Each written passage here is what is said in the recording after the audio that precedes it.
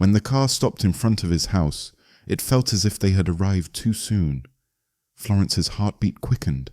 She found herself trembling. She hadn't dared to look at Angus for the entire ride, except once when she'd first gotten into the car. Thousands of fears and frantic thoughts had spun wildly in her head, refusing to leave her in peace even for a second. She wondered what he would do to her. She feared for her own life, for Diane's, for Elijah's, even though she wasn't sure anymore what she felt for him. She had no idea what she was supposed to do now. She knew he would ask, sooner or later, whether she'd been with Elijah the previous night, but the waiting was killing her. The tension gnawed at her, fed her anxiety until she thought it might drown her completely. By the time the car rolled to a stop, Florence had changed her mind at least 10 times. Should she admit it, deny it, cry and plead for mercy, or mock him? Deny it boldly, make him feel ridiculous for even asking. Should she be ashamed or proud? At one point she even wondered if it would be best to simply surrender, to devote herself fully to the chief minister's desires, to give in completely, gratifying his every whim in hoping it might be enough to persuade him to spare her life and the lives of her friends. But that now felt unlikely. Florence was more than certain that lust was no longer at the forefront of Angus's mind. No, his heart was guided by something far darker. Thundering beneath the surface of his cold, indifferent expression were far greater and more devastating emotions: jealousy, rage, disgust, and wrath. "Get out of the car!" His voice snapped her out of her spiraling thoughts. On the drive back, he hadn't spoken a single word. Not since Elijah had so tactlessly provoked him, openly revealing the truth about where Florence had spent the night. Even then, Angus had said nothing. He had hidden his fury with expert precision, even while speaking to the newlyweds and Mrs. Devon. But now, his voice was less controlled, and Florence felt it like a blade. She obeyed. Silently, she followed him inside the house. The chief minister led her up the stairs to his bedroom. Still, he didn't touch her. Not even once. His eyes followed her wordlessly as she stepped through the doorway. Then he entered behind her, locking the door with a sharp click. Florence moved further into the room, creating a wide space between herself and the door. She turned to face him, her expression caught somewhere between fear and defiance. Angus turned to her slowly. His face was even colder than usual, harsher, more severe. A stillness followed. Then, without a word, he moved, deliberate, focused. He crossed the room with purpose, a storm of lust and rage brewing just beneath the surface. He stopped right in front of her. The air between them felt electric, charged with danger. He seemed entirely absorbed by the sight of her, his eyes flickering over every detail, every twitch, every tremor. She could feel it. He was studying her, calculating her.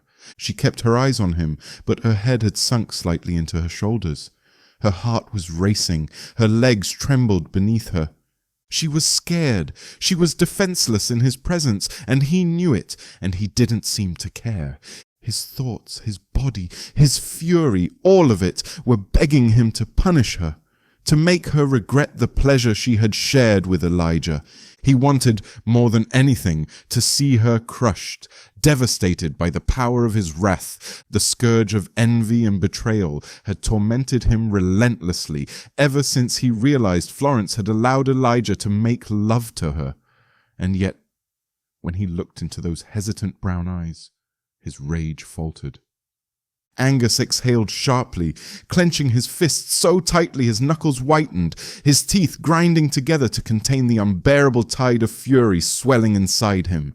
She was so close, so frightened, so guilty, so very wrong, and yet still achingly beautiful. She needed to be punished. He wanted to punish her. He needed it. And yet, his heart ached to pull her into his arms, to lose himself in the very thing he was condemning. He lifted a hand, reaching for her face with violent intent. But halfway there, he stopped, frozen. His thoughts screamed for retribution, but his eyes could only drink her in. She stood in the magnificent red silk dress, the one he had chosen for her, made her wear to Elijah's wedding. Some of her blonde curls had come loose from the elaborate style, falling soft against her skin and framing her face with almost impossible loveliness. She looked like a divine angel, and yet an angel who had committed the worst kind of betrayal, who had sullied the very light she once radiated. How could it be possible, this agony of contradiction, to desire her with such hunger and want to destroy her all the same? He wanted her to respond to his passion, but all he could think about was how she had responded to Elijah first. She had promised him, promised to be his, promised to respond to him. And not only had she broken that promise, she had thrown herself into another man's arms. Jealousy, confusion, rage, they boiled under his skin, tearing at his sanity, drowning every rational thought. Suddenly he snapped. His hand shot out, rough fingers plunging into her hair, yanking her head back, not brutally, but with unmistakable force. Then, without a word, he crashed his mouth to hers. It was not gentle. It was desperate, violent, consuming. He kissed her as if he were starving, as if she were the only air left in the world and he was gasping for breath. His kiss was rough, fervent, impatient, yearning. It begged for a response, and yet punished her at the same time. Florence remained numb, unresponsive as always. Her heart had sunk deep inside her chest, and though she wanted, desperately, to pull away from him, she didn't dare. Not out of desire, but out of fear. Angus broke the kiss, gasping for breath. He hovered close, eyes shut, resting his forehead against hers. Her head dropped lifelessly. Still holding her tightly, he reached up and tugged her hair, forcing her to lift her face slightly. Florence inhaled sharply, then held her breath, suppressing a cry as pain bloomed across her scalp. She bit it back as hard as she could. Angus, eyes still closed, rubbed his face slowly against hers. Please kiss me back, or I swear, as God is my witness, I will throw all your friends into hellfire tomorrow. No trial.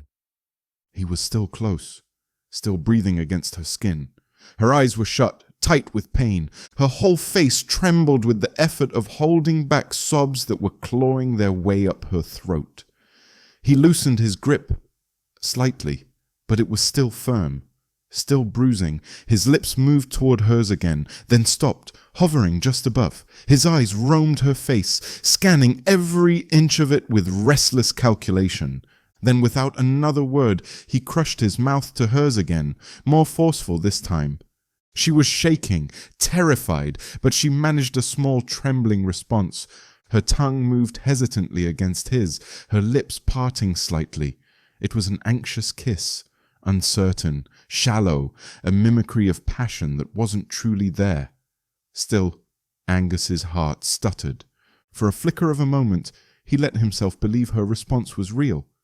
Then, suddenly, he grabbed her by the shoulders, roughly, painfully, and shoved her back. Where did you stay last night? His grip on her tightened, bruising her arms as he shook her. Florence bit down hard on her lip, stifling a cry. She lifted her eyes from the floor and fixed him with a furious, defiant stare. Her eyes, wide, brown, and burning, were filled with hatred. You know where I've been, she said through gritted teeth, her voice trembling, but laced with spite. She didn't know what else to say. Lying felt pointless, but the truth, spoken aloud, hurt even more. The night before had been a mistake, and after everything she'd witnessed that day, she regretted it. Of course she did, but she was too proud to admit that to Angus. Her eyes, glossy with tears, held his gaze boldly. What do you want me to say? The chief minister stared at her, wild-eyed and haunted, consumed in a violent cyclone of emotions that spun between lust and rage. His gaze darted restlessly over her face, her body, searching for something. Control, power, answers. Yes, he knew. He had known exactly where she'd been, and the fact that she didn't even bother to deny it, that burned deeper than any confession. His grip tightened on her arms, but still, he hesitated. What did he want her to say? What could she possibly say that would make this bearable? Without warning, he pulled her into another kiss. It was harsh, desperate, punishing. There was no tenderness left. Somewhere in the chaos of it, he thought he felt her respond, just barely. Perhaps out of fear, perhaps because it was easier than resisting. It didn't matter. His fury crested, and in a sudden surge of violence, he shoved her away from him, then struck her across the face. The sound cracked through the room. Florence crumpled, her legs giving way beneath her, her body hitting the floor with a dull thud. Liar! Traitor! She lifted her head slowly, one hand pressed to her burning cheek. Her eyes were wide, shining with unshed tears. Her breathing came fast and shallow, shocked and afraid. Liar! Traitor! He stood over her, shaking with fury. The words echoed in his own ears again and again until they felt like knives turning inward. He was unraveling, completely consumed by the storm inside him. He felt pathetic, weak, like a slave to his own vice. Jealousy had hollowed him out. Lust had twisted his desire into something monstrous. And still, his fists begged to continue the work. You filthy, pathetic whore! Then, suddenly, he lunged again. He grabbed her wrists, dragging her upward as she instinctively raised her hands to protect herself. He twisted her wrists sharply. Florence whimpered in pain. Before she could even find her footing, Angus yanked her upwards, dragging her to the nearest wall. Her back hit it hard. He slammed her wrists above her, pinning her with a grip so cruel she thought her bones might snap. She cried out, no longer able to hold back the pain. Angus, please, stop. He pressed himself against her. There was no tenderness, no control, just violent obsession in its rawest form.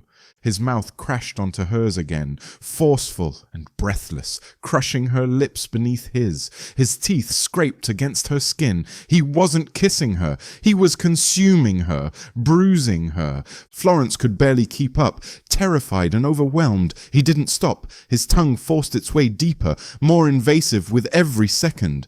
Then, abruptly, he pulled away, chest heaving. He stood there, gasping. Disgusting. Fucking whore. He hissed through clenched teeth. His fury was spiraling out of control. His eyes swept over her, wild, deranged, down her tear-streaked face to her neck, to the neckline of her dress. His breath came heavy and erratic. Then, slowly, he leaned in again. He pressed his sweat-dampened face against hers, inhaling sharply. Worthless, sordid, slut. His voice hit her ear like a blade. Florence shuddered, her whole body tensing beneath his weight. He still had her pinned. Her arms ached with the strain.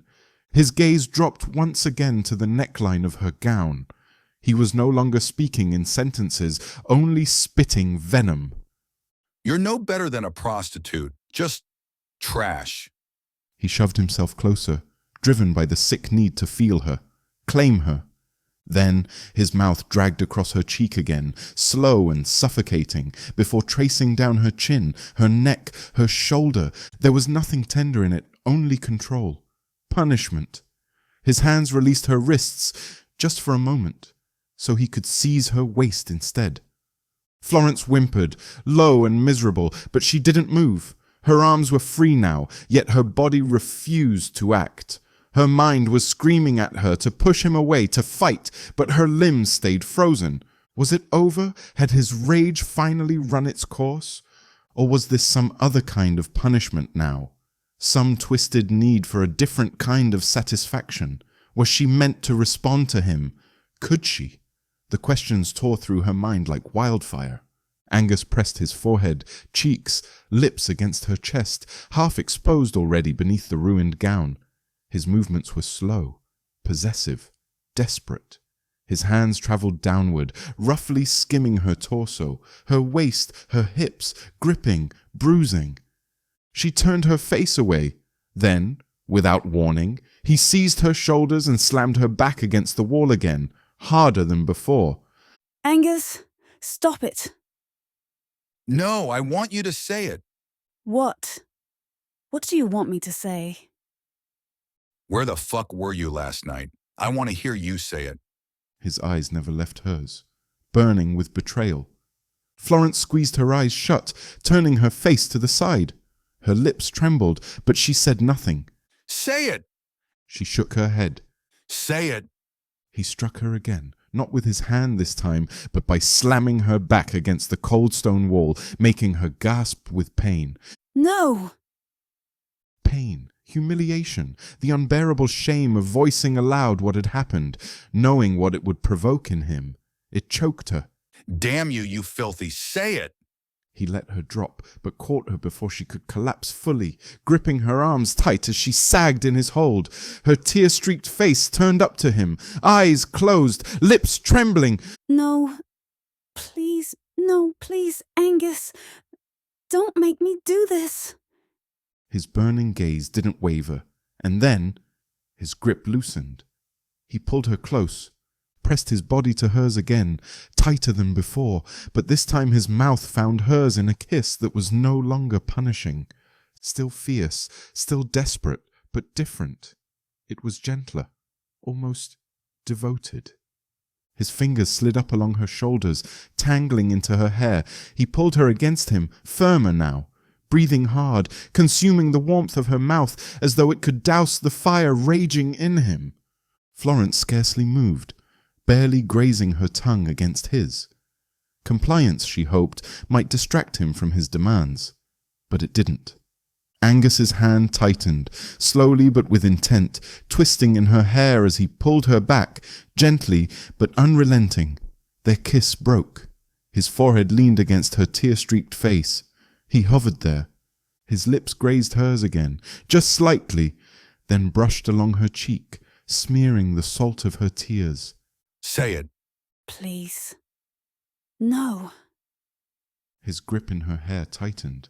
Say it. She gave the faintest shake of her head. That was enough to set him off. He shoved her, hard, back into the wall. She gasped, winded. Say it, you ignorant bitch. With his free hand, he struck the side of her head against the wall, an explosive snap of motion that made her cry out in pain. I won't fucking ask you again. All right, asshole. Her voice cutting through the air like a blade. I fucked him. Everything stopped. Angus froze. His grip slackened, his body pulled slightly back, eyes wide with disbelief and fury. But Florence didn't stop. She was crying, still broken, but now she was defiant. Is that what you wanted to hear? Fine. I slept with Elijah. It was the most amazing night I've ever had with a man. He was passionate. He was gentle. He made me feel like a human being. Is that what you wanted to know? Did you need to hear that? The silence between them was deafening. Angus backed away. 2, 3 steps, his jaw clenched so tight it looked as if it might crack. His expression was twisted with revulsion, rage, jealousy, shock. She watched him, her body trembling, but her gaze didn't waver. How dare you? How fucking dare you speak to me like that? He stared at her like he no longer recognized her. As if in that single sentence she had become, suddenly, something ruined, something unclean, something he couldn't own. He couldn't stand the sight of her anymore.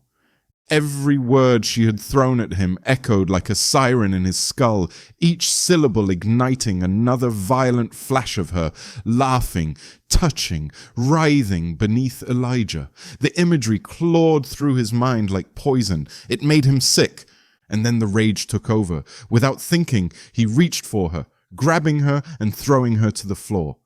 Florence hit the ground hard. She landed face first and struggled to her hands and knees, gasping, disoriented, her hair falling over her eyes. How dare you speak to me like that? Angus snarled above her, his voice filled with something colder than hatred. filthy, promiscuous, degenerate. Before she could react, he was towering over her. His shadow swallowed her up. Then, without warning, he struck her again and again. The blows came fast, shocking her body, stealing her breath. She cried out, sharp and raw, as her limbs collapsed beneath her. Her cheeks stung, her ears rang, her arms buckled. Have mercy. Leave me alone. She sobbed, struggling to pull away. But Angus was already lowering himself down. He grabbed a fistful of her hair and yanked her head up off the floor. His face came close, too close, his breath hot and furious against her skin. That spineless little worm you call a man? He used you, just like every other pathetic fool would. And you? He shoved her face back toward the floor. Let him. She tried to crawl away, fingers scraping at the stone, but before she could, his weight pinned her down again. His knee drove into her back, keeping her crushed beneath him. You told me he made you come. You said that like it was a triumph, like it was something I was supposed to compete with. His breathing was ragged, feral. Let me remind you, your pleasure is irrelevant. I own you, your body, your obedience. That's what matters now. Florence squirmed beneath him, barely able to move. His size, his weight, the sheer force of his fury, it was all too much. She was suffocating under the pressure, her lungs tight, her vision swimming. She didn't want to cry, she didn't want to scream, but she couldn't take it any more. Please. No. Angus. Please. There was silence. Then he bent low again, his voice curling at her ear like smoke. What's wrong? Don't like me on top of you now? Her whimpers grew louder as her panic spiraled. She began thrashing beneath him, shoulders writhing, limbs twisting, fighting with everything she had to escape his weight. She squirmed harder and faster, her breaths turning ragged, until finally, with one desperate twist, she managed to roll onto her back. Don't you dare make another move. Angus barked, losing what little patience he had left. He seized her cheeks roughly, forcing her back against the carpet. She gasped, mouth open but silent, her scream trapped somewhere between fear and disbelief. You'll have me whether you like it or not. He growled through clenched teeth, his breath hot and uneven. Florence realized she couldn't overpower him, but she could outmaneuver him. In a burst of instinct, she wriggled upward, pushing with her heels and slipping part way out from under his grasp. She felt his hand clamp around her waist, hauling her back, his grip bruising. Where do you think you're going, little slut? She sobbed, twisting away, forcing herself not to scream, afraid it would only make things worse. Angus, why are you doing this? Why are you doing this to me? She thrashed harder, her head shaking side to side, hands pushing, feet kicking, anything to dislodge him. She knew it was futile, but desperation lent her a terrifying kind of strength. Stop moving. Lie still. Lie still and take it, like the whore you are. But she didn't. She couldn't. And then she found an opening. Her knee bent beneath him, pressed tight to her chest, then sprang forward with every ounce of power she had left. She struck him hard. Angus choked out a guttural roar as the pain collapsed him forward. His hands flew to his body, releasing her instantly. She didn't hesitate. She scrambled out from under him, panting, disoriented, crawling across the floor like a hunted animal. Behind her, he was swearing, doubled over, trying to recover, but she kept moving, her fingers clawing the carpet. His hand lunged after her, snagging a handful of her skirt. The fabric tore violently in his grip, but Florence was already beyond his reach. She staggered upright, half falling into the wall for support. Her chest rose and fell in rapid gasps as she looked back at him. He was still on the floor, teeth bared in pain, but staring at her now with a mixture of shock and disbelief. For the first time since returning home, she had struck back. The unexpected pain had knocked the breath out of him. But now he was gasping, chest heaving, trying to recover. His hands pressed into the floor as he lifted himself slightly, still clutching a torn scrap of red silk in his fist.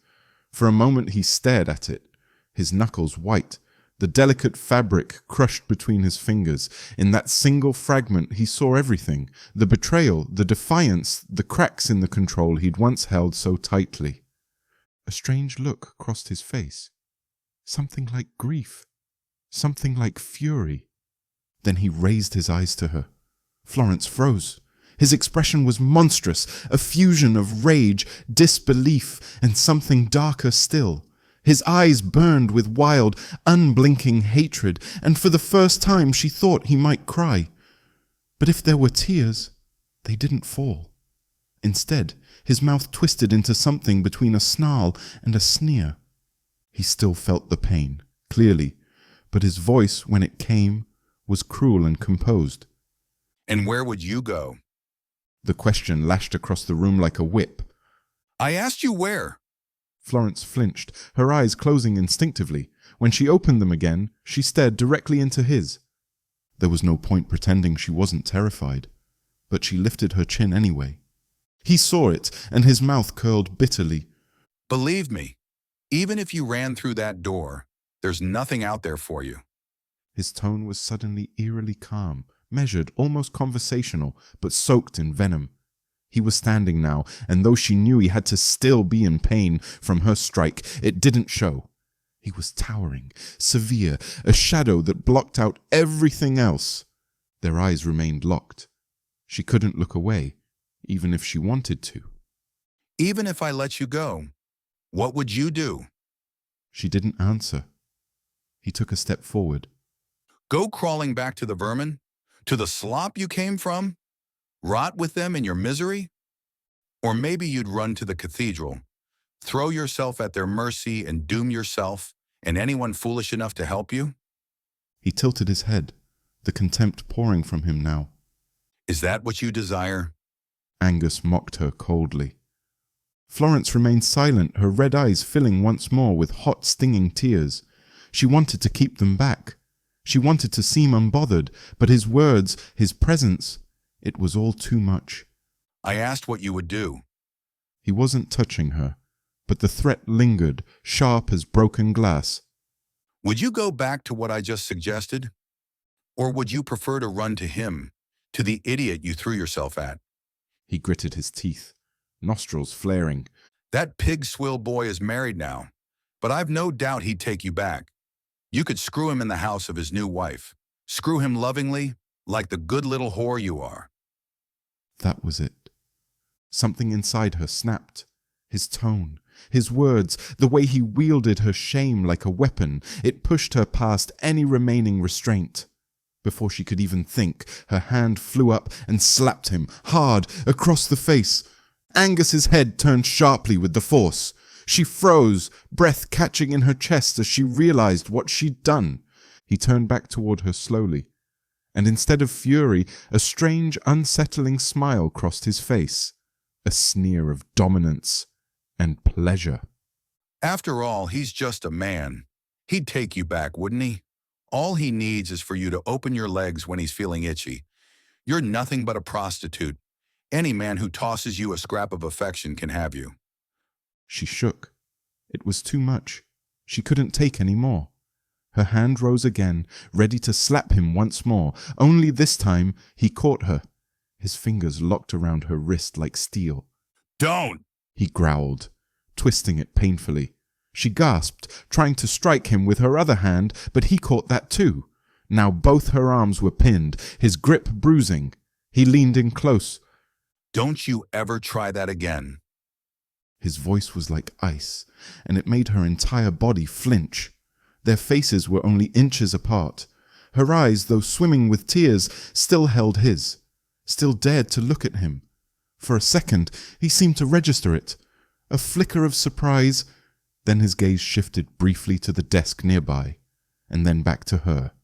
He had claimed her many times over the past 3 months, whether she'd given consent or not. He had taken what he wanted from her without hesitation. But now it was different. Now she was bruised, raw, stripped down to the bone, and more than anything else. Now she was made to feel like filth, like trash, like a thing, Afterward, silence. He had forced himself on her again, used her, abused her, treated her as if she were a possession. He told himself it was justice, that it was what she deserved, that it was the only way to settle the war inside his chest. But it brought him no peace. The jealousy still seethed. The rage still burned. The pain clung like smoke to every breath.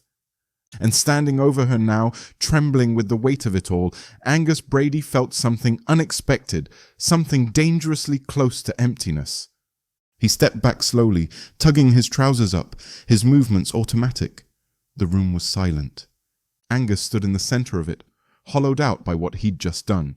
His chest still heaved, his skin clammy with sweat, but the fire that had fueled him only moments ago had dulled into something colder, wilder, more toxic. His thoughts spiraled, tangled in what her betrayal meant, what it had cost him. The fact that she had chosen Elijah still gnawed at him like rot, even after everything. It hadn't been him she'd wanted. It had never been him. And yet, as he watched her push herself from the desk, her hands scrambling to cover herself with the torn silk of the red dress, something in him faltered. Even now, she moved with defiant grace. Even now, she looked like she still had dignity. He hated that. She stood, trembling but upright, and slowly lifted her gaze to him, not screaming, not sobbing, just looking, and in her sad, quiet eyes he saw it, the disgust, the stubbornness, the refusal to break. His breathing evened out, but the emptiness inside him expanded. Only the taste of bitterness remained. Elijah had had her freely. He had not. He stepped forward. Florence froze. They were inches apart, close enough that he could feel her warmth, breathe in her scent. But she was further away than ever. Her silence towered between them like a wall, her loathing, her judgment, her unshakable sense of self. He couldn't touch her, not really, not anymore. Angus stared at her, wild with confusion. He needed the rage to end. He wanted something else now, something impossible. He leaned in, very slowly. His lips hovered near hers, but as he did, she flinched. Her eyes shut tight and she turned away, not dramatically, but instinctively, with quiet dread. He froze, his teeth clenched. That old fury roared back to life like a match dropped on oil. He grabbed her face, holding her still. You stubborn, self-righteous little brat. What would it even take? What punishment could possibly teach you that you had better beg for my affections on a daily basis before I... He broke off. The words stuck in his throat, too monstrous to finish. Her eyes, wide and glistening, stared up at him again. He was too far gone to read what was in them. Fear, hatred, exhaustion. But somewhere deep down, something inside him fractured. The last remnants of control. Gone. Florence suddenly broke free of his grasp. With every scrap of strength she had left, she shoved him backwards and staggered away. Her breath was ragged, her hair disheveled, but her eyes burned. You can imprison me in this house forever. You can make me say things I'll never believe. You can force me to play a part. But you will never change how I feel about you inside. Angus froze. Every muscle in his body was brimming with fury, but he didn't speak. Not yet. Every word, every kiss, every touch, it's all extorted. It's fake. You made it that way. She took another step back, trembling, but the fire in her voice only grew. You want to punish me because I found one night of peace in the arms of someone who cared. Fine. But whatever you do, however you twist things, that night was mine.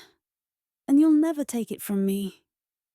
She saw the flicker in his eye, the moment the words sank in and shattered something deep. You can make me pretend to enjoy your touch, but you'll never have what I gave Elijah freely. Never. That was it. The last thread snapped.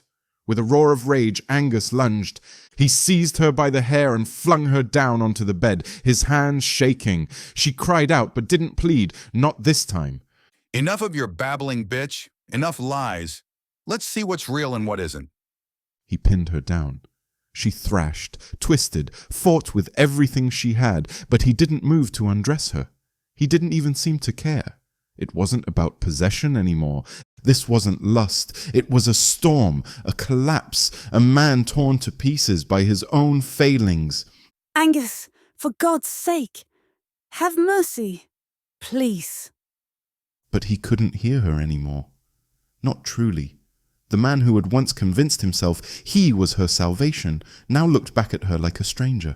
And Florence, bruised and exhausted, could only stare at the ceiling above her and wonder how it had come to this and whether anything of her old self would survive it. Stop it. Stop it. Angus was already ready to claim her again. You will have me, and you will also twist and beg me for more. The girl abruptly pulled her hand from him, which did not turn out to be a hard thing, as his main occupation of force was now on her legs. She sank her nails into the bare flesh of his chest as she wildly and rapidly ran it down to his stomach, leaving red traces of scratches. He gnashed his teeth to suppress his yell of pain. Ah, fuck! As he dropped her other leg and then slapped her heavily across her face, there was nothing human left in him, as if he was an animal, a wild animal which had just caught his prey and it was now ripping it apart. There was nothing enjoyable or pleasurable in any of it. It was a soulless, breathless, and merciless act of wrath. The only lust left in the chief minister was nothing but the lust for vengeance. Do you recall all the things you promised to do for me if I let you walk yesterday? She was still trying to push him off her, but it was nothing more than weak and desperate attempt. Did you forget them, or did you just go and do them with that boy instead, little whore? He pushed her incredibly hard, making her cry out with pain. Nevertheless, she was determined to keep her mouth shut at that time to prevent more punishment. Angus exhaled and inhaled heavily as he continued between his pushes. You promised me that you would make me believe that you like it. I bet you did not have to pretend with him, did you? Did you wrap your legs around him when you fucked him? That was what you promised to do for me? Well, let's make a start on that. Tell me you want me. Please, I don't... 2 hot tears rolled over her cheeks. Her brown eyes were looking straight at him, but because of the welling up tears, all that she could see was blurred and undistinguished. Please, I want you, Angus. Angus observed every move of hers. She was finally compliant. But did it matter at all? None of it was real. No matter the context of her words, her voice, her expression, even her trembling body, they were all begging him to stop, to get off her. And yet, in spite of everything, he stayed where he was, sickened, crushed. Angus felt a pain so sharp it threatened to hollow him out from the inside, because he would never have what he truly wanted from her. Not like this. And what hurt the most wasn't even what she'd done. It was that someone else had. Florence, you saw him with your own eyes, how he swore his love to another. Florence opened her eyes and stared up at him blankly. He saw you too. He had the chance to say something, or do something, but he didn't. Angus stilled. What other proof do you need to realize that he does not love you, that what you have with him, it's never been love? He stopped breathing. The words sat between them like broken glass. He had meant to hurt her, to remind her of what Elijah had chosen. But suddenly he realized where the words were taking him, and he didn't like it. Love. That was not something he felt comfortable discussing with Florence. Not now. Not ever.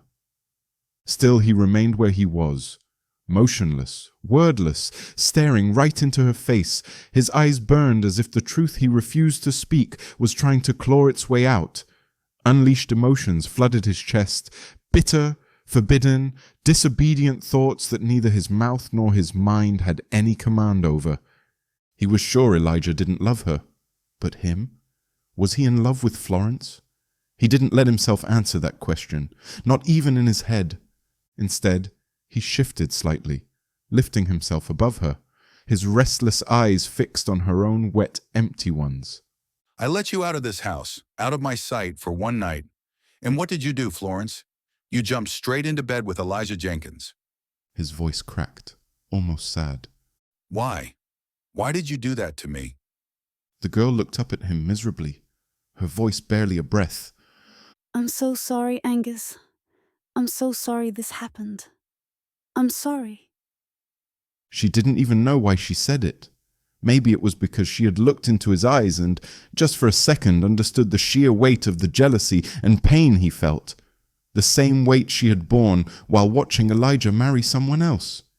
Maybe it was the ghost of disappointment, one that still clawed at her whenever she thought about her own choices. Maybe the words weren't even meant for Angus. Maybe they were just for herself. Or maybe it was all of it. The guilt, the rage, the confusion, the loss. Nevertheless, the words had come.